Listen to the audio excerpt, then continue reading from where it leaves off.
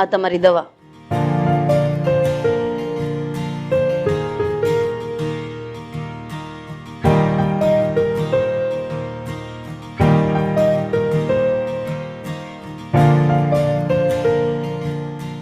હા, બપોરની દવા આવી ગઈ છે. હવે થોડીક વાર તમે આરામ કરો ને, ત્યાં સુધીમાં હું જ્યુસ બનાવીને ફ્રીજમાં મૂકી દઉં. પણ હર્ષા, એક મિનિટ. હા, બપોરના 2 વાગવા આવ્યા છે. આ સાગર હજી એના કામ પરથી ઘરે આવ્યો જ નથી. અરે, એને એક કામ હોય, આવતો જ હશે. અને એનો ફોન આવ્યો ને તો એ મને એવું કહેતો હતો કે મારે તમને બંનેને એક સરપ્રાઈઝ આપવાની છે. શું? ફોન આવ્યો અને એવું કહેતો કે સરપ્રાઈઝ આપવાનું છે? પણ શેની સરપ્રાઈઝ? હવે એ તો તમારો દીકરો સાગર આ ઘરમાં આવે પછી ખબર પડે ને કે શેની સરપ્રાઈઝ. મને કીધું હોય તો હું તમને કહી ન દઉં, અને કહી દઉં તો સરપ્રાઈઝ કેવી રીતે રહે? હા, એ વાત પણ ખરી. પણ હજુ આવ્યો કેમ નહીં હોય તો? બસ. અરે, આવી ગયો બેટા. હા પપ્પા, મમ્મી. બેટા, હા છોકરી કોણ છે? હા મમ્મી, મેં તમને લોકોને વાત નથી કરી કે હું એક છોકરીને પ્રેમ કરું છું? તો બસ એ જ છે આ છોકરી. અને અમે લોકોએ કોર્ટ મેરેજ કરી લીધા છે. પણ બેટા, આ તો આ છોકરી સાથે કોર્ટ મેરેજ કરી આવ્યો, એ તો તે ખોટું કર્યું કહેવાય ને. તને એ છોકરી ગમતી હતી તો તારે મને અને તારા પપ્પાને એક વખત વાત તો કરાય. અમે એના ઘરે જાત, એના મમ્મી પપ્પા સાથે વાત કરત, હા લગ્ન માટે મનાવત અને પછી ધામધૂમથી લગ્ન કરત ને. બેટા, આ તારા મમ્મીની વાત ખરી છે. તારે આવી રીતે અમારાથી અજાણતા લગ્ન કરવાની શું જરૂર હતી? અમને કીધું હોત તો અમારા અરમાન હતા, અમારા કોડ હતા કે તને ધામેધૂમથી પરણાવીએ. જે થયું એ લોકોએ તો ખાલી કોર્ટ મેરેજ જ કર્યા છે ને. એક કામ કરીએ ને, આપણે અવનીના મમ્મી પપ્પાને મળી વાતચીત કરી અને પછી ધામધૂમથી લગ્ન થઈ જ શકે ને બીજી વાર. મમ્મી છોડો ને એ બધી વાત. અવની, મમ્મી પપ્પાના આશીર્વાદ તો લઈ લઈ હવે. સુખી રહે. સુખી રહે. પગે અને હું આ લોકોને આઈ ફૂટ.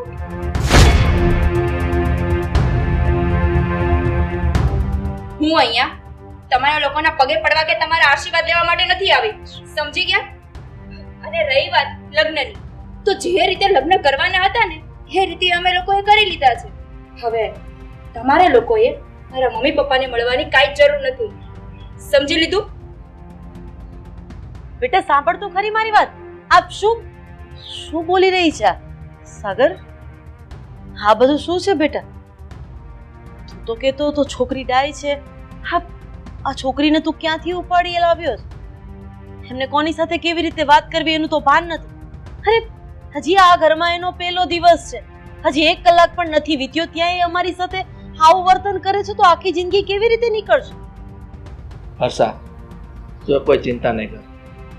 આ વહુ હજી નાની છે અને જે નાદાન છે એને કોની સાથે કઈ રીતે બોલવું એ બધી એને ગતાગમ ન હોય. ધીમે ધીમે બધું શીખી જશે. હા હા મમ્મી, મારા પપ્પાની વાત એકદમ સાચી છે. અને એમાં એવું છે ને કે હમણાં જે મેં કોર્ટ મેરેજ કર્યા ને તો એ થોડી ફ્રસ્ટ્રેટ છે.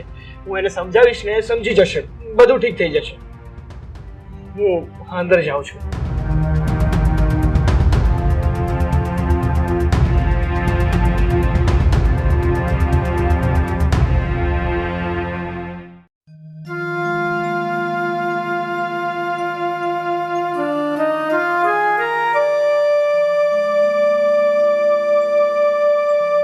चाहे ये करूं मैं चाहे वो करूं, मेरी मर्जी.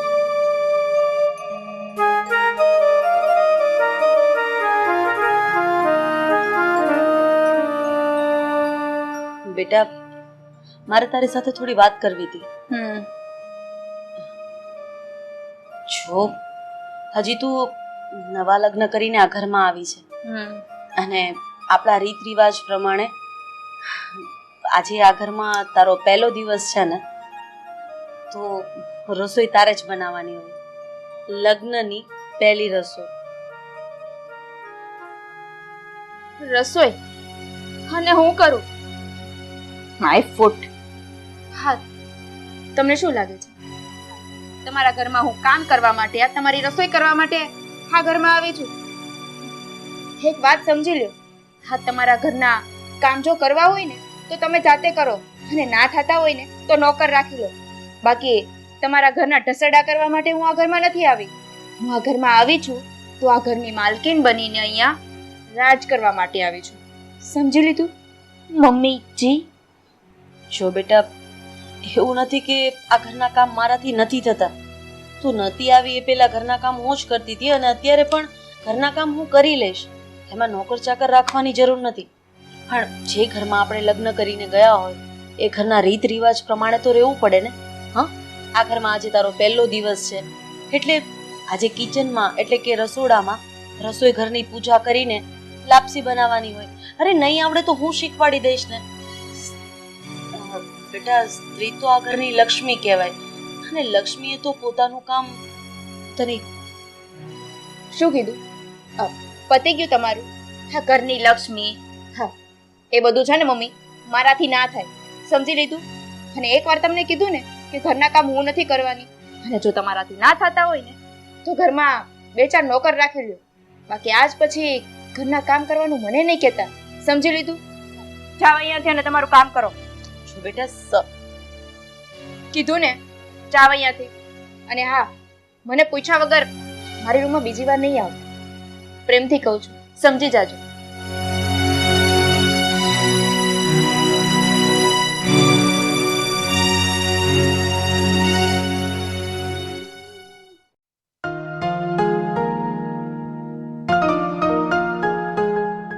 મમ્મી નથી દેખાતા. મમ્મી, હો મમ્મી, મમ્મી. હા બેટા, બોલ. આ શું કરતા હતા તમે? કઈ નહીં, આ તો છે ને રોટલી કરતી હતી. આ ચાલો હું તમને રોટલી બનાવવા લાગુ. અરે ના ના ના, તું થાકી ગઈ હશે, બેસ. અને રોટલી બધું થઈ ગયું છે, તું બેસ. તારા માટે પાણી લઈ આવું? ના મમ્મી, બેસો ને, પાણી નથી પીવું. તો બોલ, તારા સાસરાના શું સમાચાર છે? તારી સાથે બરાબર વર્તન તો કરે છે ને તારા સાસુ સસરા? મમ્મી, અમારા સાસરિયા વિશે તો મારે વધારે કઈ ચર્ચા નથી કરવી, પણ એટલું કહું તમને કે આ થોડા દિવસોમાં આ બધાને મેં સીધા દોર જેવા કરી નાખ્યા છે.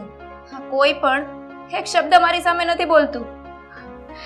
અને શું કહું, આ હું ઘરે જાઉં ને એટલે થોડી વારમાં તમે મારી પાછળ આવી જાજો, એટલે આપણે જે કામ વિચાર્યું છે ને એ આપણે પાર પાડી દઈએ.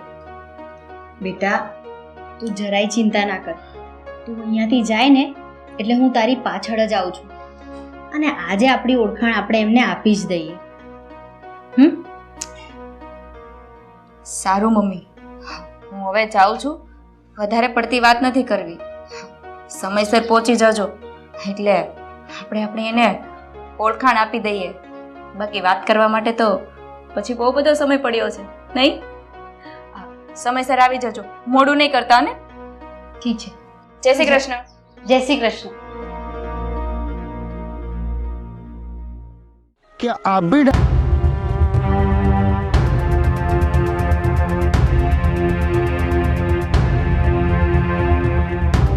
હર્ષા, હર્ષા શું કરે છે? અરે મારી પ્રેશરની દવા લાવજો જલ્દી. અરે લ્યો, પેલા દવા પી લો.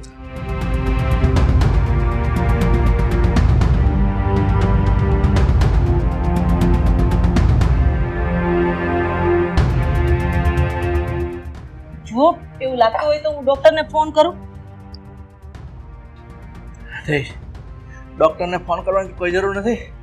આ દવા પીધી છે ને, હમણાં બધું ઠીક થઈ જશે. એવું હોય તો ફોન કરી લેવા દો ને, ખબર પડી જાય શું છે. આ તકલીફ પતી જાય છે. બસ શું થયું? અંદર અવાજ આવતા હતા. શું થયું? તમારી તબિયત ખરાબ છે? ચલો ને દવાખાને જઈએ. હા, પ્રેશર વધી ગયું હતું, હવે નોર્મલ લાગે છે. હા બેટા, કોઈ તકલીફ નથી. એ દવા લીધી છે ને એટલે મને કોઈ વાંધો નથી. તું મારી ચિંતા છોડ. પણ હું એમ કહું છું તો કઈ છોકરીને ઉપાડી લાવ્યો છે? મને છોકરી ઠીક નથી લાગતી. મને ચિંતા એની થાય છે. હા બેટા, તારા પપ્પાની વાત એકદમ સાચી છે. આ છોકરી મને ઠીક નથી લાગતી. કે છોકરી છે કોણ, એના મા બાપ કોણ છે એ તો તારે જાણવું જોઈતું હતું. અરે આજે સવારની બહાર જતી રહી છે, ક્યાં ગઈ છે, શું છે, કોને મળે છે એની પણ આપણને ખબર નથી. એ મમ્મી મને કહીને ગઈ છે એ એના મમ્મીના ઘરે ગઈ છે અને લગભગ હમણાં આવતી જ હશે. જો બેટા, તારા પપ્પાએ કીધું એમ મને આ છોકરી ઠીક નથી લાગતી એટલે તું ગમે તેમ કરને આ છોકરીને ઘરની બહાર કાઢ. આજ 10 દિવસ થઈ ગયા છે, એને પોતાની જવાબદારીનું ભાન નથી, કોની સાથે શું બોલવું એનું ભાન નથી. વારંવાર આ મારું અને તારા પપ્પાનું અપમાન કરે છે. એ તને દેખાતું નથી? હા બેટા, આ તારી મમ્મીની વાત ખરી છે. આ છોકરીને એના બાપની ઘર મોકલી દે. જો આ છોકરી આપણા ઘરમાં રહેશે ને તો આપણી આબરૂને કલંક લાગશે. તું એને મોકલી દે એને ઘેરે. સાચી વાત છે. આ ઘરમાંથી હવે હું નહીં પણ તમે લોકો જશો, કારણ કે આ ઘરની રાણી, પટરાણી અને ઘરની લક્ષ્મી હું છું. સમજી ગઈ? બસ હા, મારા દીકરાએ જે ભૂલ કરી છે ને એનો મતલબ એમ નહીં સમજતી કે અમે તારાથી દબાઈ જશું. હું ધારું ને તો ધક્કા મારીને તને અત્યારે જ ઘરની બહાર કાઢી શકું એમ છું. ઓહ, પણ મારે એવું કંઈ કરવું નથી. આવ શું છે આ બધું? કેમ આવું કરે છે તું? અરે અત્યાર સુધી તે જેમ કીધું એમ મેં કર્યું છે. હવે ને પછી મારા ઘરમાં રહીને શાંતિથી ને મારા મમ્મી પપ્પાને શું નડે છે? હા તમે ચૂપ થાઓ. તમારી સાથે તો હું પછી વાત કરીશ. અને સાસુમાં આ તમે શું કહેતા હતા? મારું બાવડું પકડીને ધક્કા મારીને ઘરની બહાર કાઢી મૂકીશ એમ? હા, તમે એક વાત સમજી લો, તમારી જે મિલકત છે ને આજથી એ તમારી નથી. એટલે તું કહેવા શું માંગે છે? એટલે એમ સસુરજી કે હા બંગલો, હા 2 ફેક્ટરી અને જેટલી કંપની છે ને એની માલકીન માત્ર ને માત્ર હું છું. કારણ કહું શું કામ? હા લગ્ન પહેલા હા તમારા કુંવરે બધી જ મિલકત મારા નામે કરી દીધી છે. અને તમને મારી ઉપર વિશ્વાસ ના આવતો હોય ને તો આ તમારા લાડકા કુંવરને પૂછો ને. અને હું ધારું ને તો તમને બધાને અત્યારે જ આ ઘરની બહાર કાઢી મૂકું એમ છું. ચાલો નીકળો અત્યારે. હો, આ અત્યારમાં જે દગો કર્યો છે, અમારો વિશ્વાસઘાત કર્યો છે. દગો અને વિશ્વાસઘાત શું કહેવાય ને એ તો હું તમને કહીશ. બેન, તમે કોણ છો અને આવી રીતના અમારા ઘરમાં શું ચાલી રહ્યું છે આ બધું? એ તો તમારા પતિને જ પૂછો કે હું કોણ છું. બોલો ને, શું છે આ બધું? ભાભી, તમે અહીંયા અને આ બધું શું છે?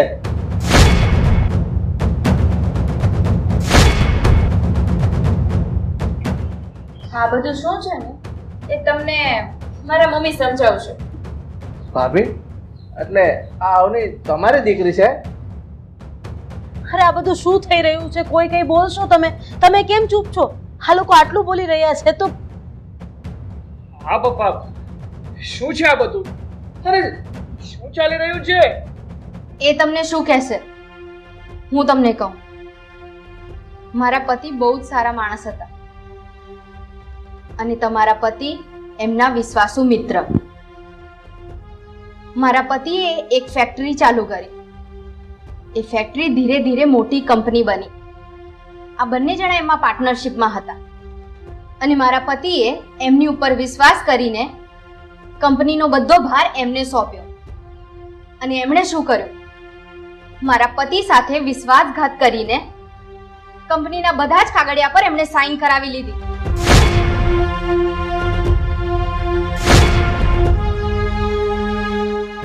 મારા પતિ આ બધું સહન ના કરી શક્યા અને હાર્ટ એટેકથી એમનું મૃત્યુ થયું. હું અને અવની એમના વગર નોંધારા થઈ ગયા. એટલે સાચું કહું ને તો આ બધી મિલકત અમારી છે. પૂછો તમારા પતિને. પપ્પા, અવનીના મમ્મી આ શું બોલી રહ્યા છે? કે જે બોલી રહ્યા છે એ શું સાચું છે? કેમ ચૂપ છો તમે? જે હોય એ બોલો ને. શું આ બેન જે પણ કંઈ કહી રહ્યા છે એ બધું સાચું છે? હા, આ ભગવાનના ઘેરે તેર છે, અંધેર નથી. મેં મારા પાપ છુપાવવાની બહુ કોશિશ કરી, પણ કહેવાય છે ને કે પાપ છુપાયું છૂપતું નથી, છાપરે ચડીને પોકારે છે. મને તો એમ હતું તો બહુ હોશિયાર છું, પણ નહીં.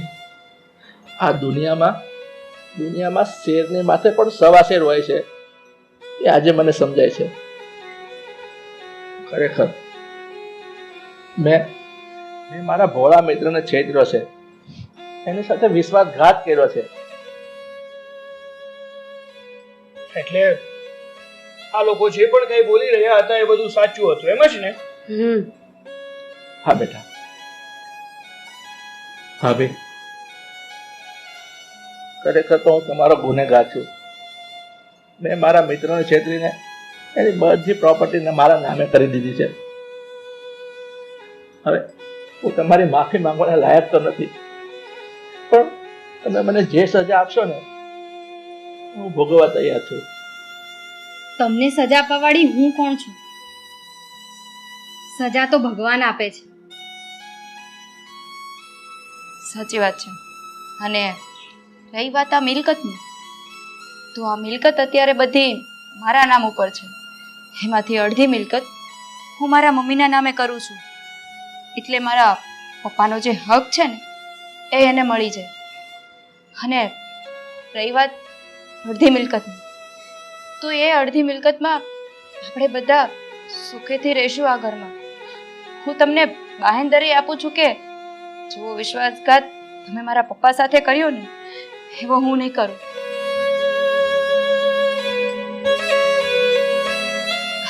મમ્મી, અત્યાર સુધી હું તમારી સામે બોલતી હતી ને જેમ ફાવે એમ બોલતી હતી. અત્યારે તો તમને ખબર પડી જ ગઈ ને કે શું કામ કરતી હતી. બાકી મારો એવો ઈરાદો નહોતો. એક વાત કહું, આજે નવી જિંદગીની શરૂઆત કરીએ છીએ, તો લાપસીના આંધણ કેમ મુકાય એ મને શીખવાડશું? હા બેટા. મમ્મી, તમે આજે અહીંયા જમીને જ જાશો. સાચી વાત છે. ચાલો મને શીખવાડો ને.